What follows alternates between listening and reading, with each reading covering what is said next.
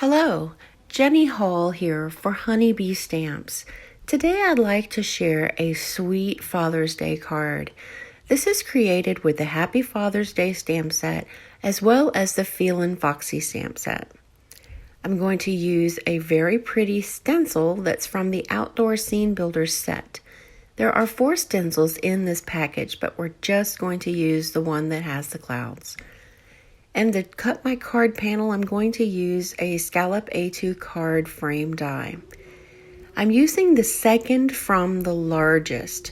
And the cool thing about these dies is that they not only have a scalloped edge, but they have a pierced line just on the inside as well. So I'm using some Post-it tape, and I've gone along that little dotted line so that I have the white edge remain on the finished panel. To start off the cloud line, I'm using one side of the 4-sided cloud stencil and 2 colors of Distress Oxide ink. Once I have a bottom established, then I'll move the stencil high enough to where I can see some white area above the blue line, and that's going to give me that look of cloud banks. So I'm starting out each piece with a light blue, and then I'll add the dark blue.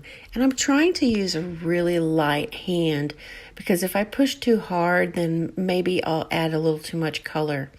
I really love the look of the blue sky peeking out from the clouds, but I want it to be a smooth transition from the blue area up to the white. To help out this transition and make it look a little more natural, I'm using a very light hand with some gray Distress Oxide ink, and that's just giving just a little something to break up the color. Now, to give a little interest in the background, I've spritzed on some water and picked it up with a cloth, and that's going to give me some very faint little spots and dots on the background. But as a contrast, I wanted some very bright ones as well. So a little bit of diluted acrylic white paint with a paintbrush is a perfect way. So now you can see once it's peeled back, I have that white border, and I think I'll save all of those little post-it pieces because I use them so many times until they can't stick anymore.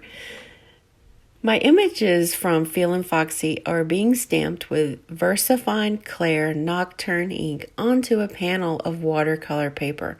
I'm using the smooth side of the watercolor paper, and it sometimes takes a few stamps down with the ink pad because the watercolor paper has a bit more texture to it than normal. And I've gotten my heat tool onto it just to make sure that everything is nice and dry.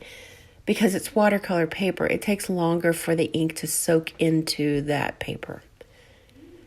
To do the coloring, I'm going to use some Karin Brushmarkers, and I think these things are just so much fun to work with.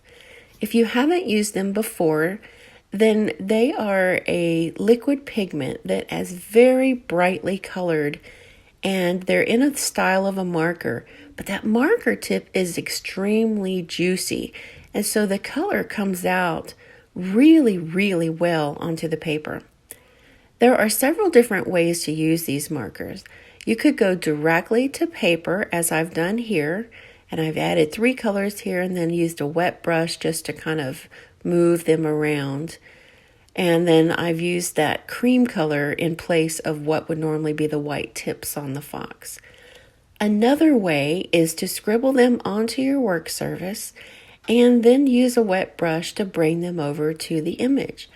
I kind of like this method best because it doesn't leave any harsh marker lines.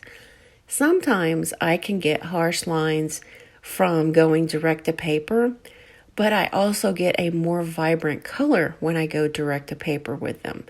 So it's kind of a toss-up. Do I want to have that really smooth look, or do I want to have that vibrant and intense color? So I kind of developed a method when I'm working with them that I do it both ways. And I find the areas that need more color, and I use direct from marker to paper to go in and add some, like maybe in the shadow lines, some really strong color. But the best way for me to move the marker to paper around is to start off with a dark color here, like you see on this little butterfly, and then use a lighter marker to move that color out and spread it around and have a nice transition.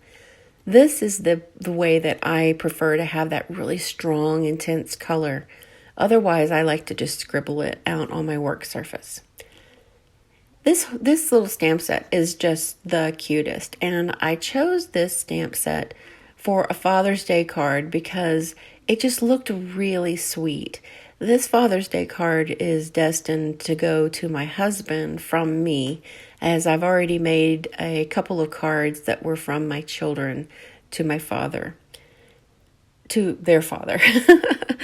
Now I have not been able to locate my dies, and so I quickly did a little fussy cutting and cut out the images, and then took a long-tipped black marker, a run along the edge of that cut line, and it gives it a nice, clean, finished look. Now I'm going to use some double-sided foam adhesive and raise up that panel, super easy, and then I will use some liquid glue for the most part to adhere the images. I'm going to keep it really simple because this is a quick and easy card, but not only that, it's for a man. And sometimes whenever I have cards for guys, I don't like to bling them up too much, although it's really hard because I love those rhinestones and sequins that are in the Honeybee shop. I would like to mention that the Karin Brushmarkers, the Distress Oxides, and almost all of the products that I've used today are available in the Honeybee store.